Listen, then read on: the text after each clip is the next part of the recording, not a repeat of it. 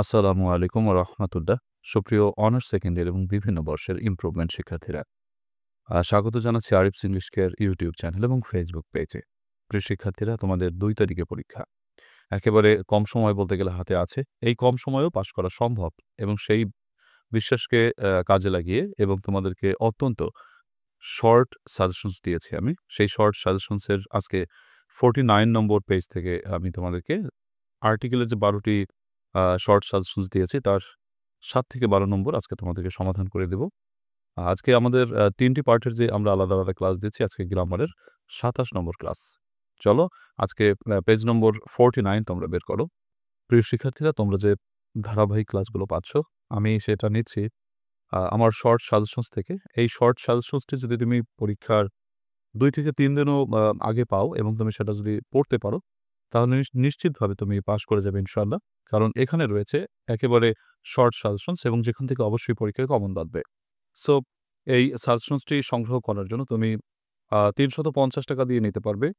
তোমরা অনেকেই রিকোয়েস্ট করেছো, স্যার আমাদেরকে একটু ৳৫০ বা কিছু একটু ছাড় দেন। তো এর জন্য ৳৪০০ যদিও প্রথমে নিতাম। এখন আমি তোমাদেরকে ৳৩৫০ দিচ্ছি তোমাদের রিকোয়েস্টের কারণে। এর জন্য আমি তোমরা আমার সাথে যোগাযোগ করতে পারো 01843852361 এই নম্বরে হোয়াটসঅ্যাপে এসএমএস করে। প্রিয় শিক্ষার্থীরা, আমি একেবারে কুরিয়ারে যেহেতু শেষ সময়, কুরিয়ারে আমার চার্জ একটু বেশি যাচ্ছে। তারপর আমি তোমাদের কুরিয়ার চার্জ তো একবারেই দিয়ে দেই। তোমাদের তো আর কুরিয়ার সার্ভিস খরচ দেওয়া লাগবে না। আমি এমার্জেন্সিতেই দিয়ে দেই। তুমি খুবই দ্রুততর সময়ে হাতে পেয়ে যাবে। এখন শেষ মুহূর্তে তুমি যাতে অত্যন্ত দ্রুততর সময়ে পেয়ে যাও, সেটা কুরিয়ারে বলে দেই এবং আমি কুরিয়ার খরচ একটু বেশি দিয়ে দেই যাতে তোমরা অতি তাড়াতাড়ি মানে এই সাজেশনসটি হাতে পাও। দেখো, তোমরা অনেকে মনে করো যে ফোন থেকে পড়া আর মানে হাতে মানে কাগজে পড়া, এটা কিন্তু অনেকটা ডিফারেন্ট। এর জন্য তোমাদেরকে বলব, তোমরা অবশ্যই এটা অর্ডার করে হাতে নিয়ে পড়ো। সেটাই তোমাদের জন্য ভালো হবে। তো চলো আজকের ক্লাসটা আমরা শুরু করি। আর্টিকেলের সমাধান ৭ নম্বর থেকে করার আগে তোমাদেরকে আমি বলব, তোমরা ভিডিওটি একটু পজ দাও। পজ দিয়ে তোমরা দেখতে পাচ্ছ ২ টি প্রশ্ন তোমাদের সামনে প্রতিভাত। এই ২ টি প্রশ্ন দুটিকে তোমরা সবাই খাতায় আগে লেখো। আর যাদের কাছে সাজেশনস রয়েছে তারা সাজেশনস বের করে আ লিখে নিতে পারে। তারপর না হয় আমার সাথে ব্যাখ্যাটা মিলালে যে কত তোমার হলো। কারণ শেষ মুহূর্তে এরকম একটু এক্সারসাইজ ভাবে বা একটু টেস্ট দিয়ে পড়লে ভালো হয়। মানে মনে ভালো থাকে বা বুঝতে সুবিধা হয়। আর যদি ব্যাখ্যা শুধু পড়ো তাহলে সেটা তোমার কাছে অনেক সময় ডিসগাস্টিং লাগতে পারে। তো সবাই পজ দাও। আশা করি পজ দিয়েছিলে, এবার উত্তরগুলো মিলিয়ে নাও। I saw a film last night. গতরাতে আমি একটি চলচ্চিত্র দেখেছিলাম। চলচ্চিত্রটি, দেখো এখানে নির্দিষ্ট করে বোঝানোর জন্য তোমাকে দা ব্যবহার করতে হবে। চলচ্চিত্রটি was about a soldier. চলচ্চিত্রটি ছিল একজন সৈনিককে নিয়ে and a একটি বিউটিফুল গার্ল, একটি সুন্দর মেয়েকে নিয়ে রচিত ছিল বা তৈরি হয়েছিল। দ্য সোলজার ওয়াজ ইন লাভ. সৈনিক প্রেমে পড়েছিলেন, ভালোবেসেছিলেন উইথ দি গার্ল, নির্দিষ্ট করে বোঝানোর জন্য যে ওই মেয়েটির প্রেমে পড়েছিল। কোন মেয়েটি? ওই যে একটি সুন্দর, যে সুন্দর মেয়েটির সম্পর্কে আমরা একটু আগে বলেছি, সেই সুন্দর মেয়েটির প্রেমে পড়েছিল। বাট দি গার্ল, কিন্তু মেয়েটি ওয়াজ ইন লাভ, মেয়েটি আবার ভালোবেসেছিল উইথ আ টিচার, একজন শিক্ষককে ভালোবেসেছিল। সো দ্য সোলজার মানে সৈনিকটি, নির্দিষ্ট করে বোঝানোর জন্য দা ব্যবহৃত হয়েছে এবং অর্থটাও মিলিয়ে দেখো। দি সোলজার মানে সৈনিকটি শুট গুলি করেছিল ড্যাশ টিচার, শিক্ষকটিকে গুলি করেছিলেন অ্যান্ড ম্যারিড বিয়ে করেছিলেন দি গার্ল মেয়েটিকে। দেখো খুবই সহজ একটি গল্প।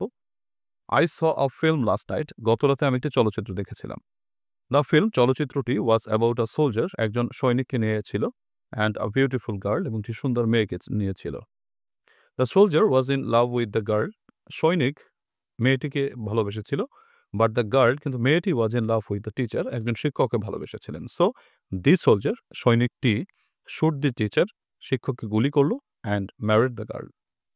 ৮ নম্বর প্রশ্নটিতে কি আছে দেখো। ৮ নম্বর প্রশ্নটিতে বলেছে ড্যাশ মাদার। এটা হচ্ছে মাদার বলতে এখানে দি বসবে, কারণ হচ্ছে এটা নির্দিষ্ট করে একটা গুণ বোঝানো হয়েছে, কিন্তু কোনো মাকে বোঝানো হয়নি। এখানে বোঝানো হয়েছে দি মাদার, মাতৃত্ব, রোজ, রাইজ মানে জেগে ওঠা, রাইজের পাস্ট টেন্স হচ্ছে রোজ, জেগে উঠেছিল, ইন হার তার মধ্যে মাতৃত্ব জেগে উঠেছিল। হোয়েন শি ছ, যখন সে দেখেছিল, একটি মানে হচ্ছে আ লিটল ফরলর্ন বেবি, একটা ছোট্ট ফুটফুটে বাচ্চাকে যখন সে দেখেছিল। সে ব্রিং থেকে ব্রড সে এনেছিল কিছু পরিমাণ দুধ। তাহলে a little milk for it এই বাচ্চাটির জন্য অল্প পরিমাণ দুধ এনেছিলেন। এটা ছিল ইউনিক এখানে বসবে কেন? কেন বসবে? তোমরা অনেকে প্রশ্ন করতে পারো। তোমাদের যে সূত্র পড়িয়েছিলাম বা বেসিক সূত্র পড়েছিল যে ইউ এর উচ্চারণ ইউ এর মতো হলে বসে। ঠিক আছে? তাহলে দেখো ইউনিক উচ্চারণটা এখানে ইউ এর উচ্চারণ ইউনিক, তাই তো? তার জন্য বসেছে। ইট ওয়াজ ইউনিক এক্সপেরিয়েন্স এটা ছিল একটি অসাধারণ অভিজ্ঞতা ফর হার তার জন্য অ্যান্ড আনএক্সপেক্টেড মোমেন্ট একটি অসাধারণ মুহূর্ত ইন হার ইস্যুলেস লাইফ তার সমস্যাহীন জীবনে একটি অপ্রত্যাশিত ঘটনা ছিল। আচ্ছা, তারপর দেখো ৯, ১০ তোমরা একটু স্ক্রিনশট দিয়ে নাও ৯ এবং ১০ তারপরে আমি তোমাদেরকে মিলিয়ে দিচ্ছি বা আমি তোমাদেরকে ব্যাখ্যা দিয়ে দিচ্ছি, তোমরা ব্যাখ্যাটা নিবে। আশা করি তোমরা পজ দিয়েছো বা পজ দিচ্ছ। পজ দিয়ে তোমরা আবার সাজেশনসটি বের করে তোমরা যদি ক্লাসটা বুঝে করো তাহলে তোমরা ভালো বুঝতে পারবে এই আরকি। আচ্ছা ঠিক আছে। তো এবার দেখো আমরা উত্তরগুলো মিলিয়ে দেই। দ্য সুন্দরবনস আমরা জানি যে একটা ঐতিহ্যবাহী স্থানের আগে দি ব্যবহৃত হয়। তো the Sundarbans has been declared এটাকে ঘোষণা করা হয়েছে একটি বিশ্ব ঐতিহ্যবাহী স্থান হিসেবে। তোমরা এখানে প্রশ্ন করো, স্যার আপনি বলেছেন যে ওয়ার্ল্ডের আগে দি বসে। হ্যাঁ, ওয়ার্ল্ডের আগে সবসময় দি বসে। কিন্তু এই জায়গাটায় দি বসবে না। কেন বসবে না? সেটা একটু ব্যাখ্যা বোঝো। সেটা হচ্ছে এখানে কিন্তু আমার ওয়ার্ল্ডের জন্য আমরা আর্টিকেল বসাবো না। আমরা বসাবো হচ্ছে নিদর্শন এর জন্য মানে সাইটের জন্য।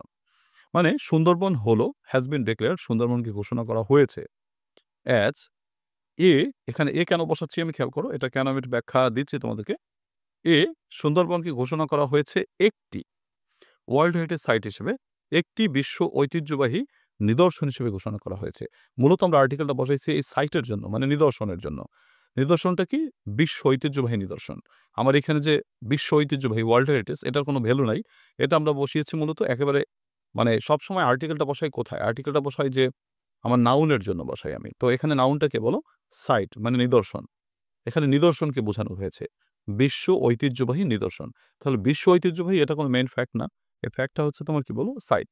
এর জন্য ওয়ার্ল্ড হেরিটেজ সাইট। এটাকে একটি বিশ্ব ঐতিহ্যবাহী নিদর্শন হিসেবে ঘোষণা করা হয়েছে বাই দ্য ইউনেস্কো। কোনো সংস্থার নামে এটাকে দ্য ব্যবহৃত হয়। তাহলে by the UNESCO.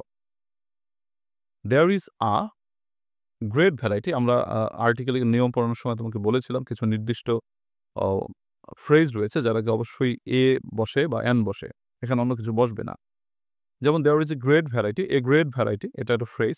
There is a great variety of plants and animals wild animals রয়েছে প্রচুর পরিমাণে প্রচুর রকমের উদ্ভিদ এবং বন্যপ্রাণী ইন দিস ম্যানগ্রোভ ফরেস্ট এই লোনাপানির বনে। This forest is specially known এই বনটি বিশেষভাবে পরিচিত অ্যারাউন্ড ড্যাশ ওয়ার্ল্ড। এখানে খেয়াল করো, এখানে কিন্তু আমি ওয়ার্ল্ডের জন্য আর্টিকেল বসাবো। তার জন্য এখানে আমি দা বসাবো। ওয়ার্ল্ডের আগে সবসময় দা বসে। কিন্তু আগেরটায় দি বসে নাই কেন? আগেরটায় বসে নাই ওটা ওয়ার্ল্ডের জন্য না, ওটা মূলত নিদর্শনের জন্য আমরা বসিয়েছি। কিন্তু এখানে কিন্তু ওয়ার্ল্ডের জন্য আমাদের আর্টিকেলটা বসাতে লাগছে। এর জন্য শুধু ওয়ার্ল্ডের আগে আমাদেরকে দি বসাবে। তুমি যদি ভালো করে বুঝতে চাও বা একটা শর্ট টেকনিকের কথা বলো সেটা বলব। যদি ওয়ার্ল্ড একটা শব্দ থাকে তাহলে অবশ্যই দা বসাবা। তবে যদি ওয়ার্ল্ডের পরে কোনো নাউন থাকে তাহলে কিন্তু তোমাকে অথবা বসাতে হবে। এটা মনে রেখো। ঠিক আছে? শুধু ওয়ার্ল্ড থাকলে দা বসাবা। আর যদি ওয়ার্ল্ডের পরে কোনো নাউন থাকে তাহলে তোমাকে ওই নাউন অনুসারে অথবা বসাতে হবে। মানে মূলত তোমাকে বসাতে হবে আরকি। কেন ওয়ার্ল্ড হেরিটেজ সাইট যাতে নাউনের জন্য তোমাকে আর্টিকেলটা বসাতে হবে। আচ্ছা। তো দেখো the forest is specially known around the world for the royal Bengal tiger. আচ্ছা ১০ নম্বর বাক্যটি কি আছে? ১০ নম্বর বাক্যটিতে বলছে English is dash international language. ইংরেজি হলো একটি আন্তর্জাতিক ভাষা। একটি তাহলে an international language. It is spoken all over the world. এখানে দেখো শুধু ওয়ার্ল্ড রয়েছে। তাহলে এখানে শুধু দি বসবে। এখানে কিন্তু দেখো সেই একই কথা অর্থাৎ এখানে শুধু ওয়ার্ল্ড কিন্তু বসেছে। তো অল ওভার দ্য ওয়ার্ল্ড সারা পৃথিবীতে বলা হয়ে থাকে। সো দ্য ইম্পর্টেন্স অফ এখানে দা বসছে কারণ ডান পাশে দেখো একটা অফ রয়েছে। তো নির্দিষ্ট করে বোঝানোর জন্য এখানে অফের জন্য আমাকে দা বসাতে হয়েছে যে the importance of English can not be described in words. ইংরেজির গুরুত্ব কথায় বলে শেষ করা যাবে না। অল দ্য বুকস সকল বই যেহেতু এখানে প্লুরাল রয়েছে প্লুরালের জন্য সবসময় দা বসে সেটা তো আমরা সবাই জানি। All the books on higher education উচ্চশিক্ষার সকল বই আর রিটেন ইন ইংলিশ ইংরেজিতে লেখা হয়। We need to learn English, আমাদের ইংরেজি শেখা দরকার to join the advanced world, পুরো পৃথিবীতে যোগদান করার জন্য। So English has become, English হয়েছে অ্যান এসেনশিয়াল ম্যাটার, একটি অত্যাবশ্যকীয় ব্যাপার ফর আজ, আমাদের জন্য। এরপর আমরা 11-12 তোমরা সবাই একটু স্ক্রিনশট দিয়ে নাও বা সাজেশনসটি বের করে তোমরা আগে করো, তারপর ভিডিওটা দেখো। আশা করি তোমরা পজ দিয়ে করেছো। এবার উত্তরগুলো মিলিয়ে নাও বা বুঝে নাও। Education is the backbone of a nation, এখানে দা বসলো কেন? এখানে ডান পাশে অফ রয়েছে, দেখো এখানে নির্দিষ্ট করে বোঝানোর জন্য দা ব্যবহৃত হবে। তো education is the backbone of a nation, of a nation, একটি জাতির, তো একটি বোঝাতে এ বসবে। Education is the backbone of a nation. No nation can prosper, কোনো জাতি উন্নতি করতে পারে না keeping the large number of people, the large section of people, এখানে দা বসাতে পারো। আবার যদি কেউ এ বসাও তাও কিন্তু অর্থ মেলে, দা অথবা a large section of people of our population, তার অর্ধেক মানে বড় সংখ্যক জনসংখ্যাকে রেখে ইলিটারেট, অলস, মানে অশিক্ষিত। প্রাইমারি এডুকেশন ফর্মস দা, এখানে দেখো অফ রয়েছে, অফ থাকলে বাম পাশে দা দেওয়া যায়, তারাই আমাকে এখানে বসাতে হবে। It form primary education forms the basis of one's life, প্রাথমিক শিক্ষা কারো জীবনের ভিত্তিটা তৈরি করে। ড্যাশ এডুকেটেড সিটিজেন, তোমরা জানো যে অ্যাডজেক্টিভের পরে যদি নাউন থাকে অবশ্যই অথবা অ্যান বসে, আর শুধু অ্যাডজেক্টিভ থাকলে দা বসতো। তাহলে ড্যাশ এডুকেটেড সিটিজেন, একজন শিক্ষিত নাগরিক, তাহলে একজন শিক্ষিত নাগরিক, অ্যান এডুকেটেড সিটিজেন, একজন শিক্ষিত নাগরিক is an asset of the country, দেশের জন্য একটি সম্পদ। 12 নম্বর, টি ইজ আ গুড ড্রিঙ্ক, চা একটি ভালো পানীয়। আ cup of T removes tiredness, it is a preventive, এখানে এ বসবে। আচ্ছা, কেন এ বসবে? দেখো এটার অর্থ হচ্ছে এটি একটি ওষুধ। প্রিভেন্টিভ মানে কি বলো? ওষুধ বা প্রতিষেধক। এখানে ওষুধ প্রকাশিত হয়েছে, এর জন্য এ বসাতে হবে। তোমরা অনেকে এখানে ক্রস বসাতে চাও। না, এটা ক্রস হবে না। এটা হচ্ছে এ হবে। কারণ এটা একটা ওষুধ বুঝানো হয়েছে। আবার কেউ বলে স্যার রোগ বুঝাইলে তো ক্রস বসে। হ্যাঁ, রোগ বুঝালে ক্রস বসে। কিন্তু রোগের আগে আর্টিকেল বসে না। এখানে আর্টিকেলটা বসেছে ওষুধের আগে। তার জন্য এখানে তোমাকে এ প্রিভেন্টিভ বলতে হবে। একটি ওষুধ টু ম্যালেরিয়া। আর তুমি মনে করো এখানে ক্রস বসাতাম, মানে আর্টিকেলের ক্রস এখানে বসাতাম যদি প্রিভেন্টিভটা অ্যাডজেক্টিভ হিসেবে কাজ করত। এখানে প্রিভেন্টিভ কিন্তু অ্যাডজেক্টিভ হিসেবে কাজ করেনি। প্রিভেন্টিভটা হচ্ছে এখানে একটা নাউন হিসেবে কাজ করেছে। তাই নাউনের আগে আমার আর্টিকেল এ বসিয়েছি। ইট ইজ এ প্রিভেন্টিভ, এটি একটি প্রতিষেধক টু ম্যালেরিয়া রোগের। But T is not free from abuse, চা অপকারিতা থেকে মুক্ত নয়। ড্যাশ পারসন, একজন ব্যক্তি, এখানে তোমার অর্থ অনুসারে এ দিলেও হয়, আবার যদি কেউ দা দাও তাতে অর্থটা মিলবে যে আ পারসন অথবা দি পারসন, যে ব্যক্তিটি টেকিং টি, চা পান করে, does not feel good without it, সে চা ছাড়া ভালো অনুভব করেন না বা ভালো বোধ করেন না। বিয়ার ইন মাইন্ড, মনে রেখো, টি কন্টেন্টস, চাতে কিন্তু রয়েছে দ্য এলিমেন্ট, এখানে দা বসানো যেতে পারে। আবার কেউ এখানে যদি ক্রস বসাও সেটাও হবে। যেহেতু আমাদের ক্রসের ব্যবহার নেই তাহলে আমি দাই বসালাম, অথবা অ্যানও বসানো যেতে পারে এখানে। An element